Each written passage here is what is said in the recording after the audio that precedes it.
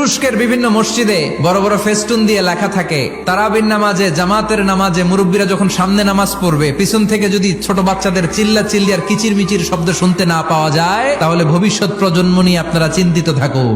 পিছনে যদি বাচ্চাদের হই হুল্লোড় না থাকে, তার মানে নেক্সট জেনারেশন এগুলো মুসল্লি হবে না, এগুলো হবে ডাকাত। এজন্য এরা বিভিন্ন প্রজেক্ট চালু করেছে। 40 দিন টানা ফজরের নামাজ যে ছোট বাচ্চারা মসজিদে এসে পড়বে, ওই প্রজেক্টের আওতা থেকে একটা করে সাইকেল দিয়ে দেওয়া হচ্ছে। কুয়েতে আর একটা প্রজেক্ট করছে, দ্বিতীয় বিবাহ প্রকল্প। কি কাজ এই প্রকল্পের? তারা ঘোষণা দিল, তো যারা যারা ফজরের নামাজে মসজিদে আসবে না, তাদেরকে মসজিদের টাকা দিয়ে দ্বিতীয় বিবাহের ব্যবস্থা করে দেওয়া হবে। এই ঘোষণা দেওয়ার পর থেকে ওই এলাকার কোনো মহিলার তাহাজ্জুদ মিস হয় না।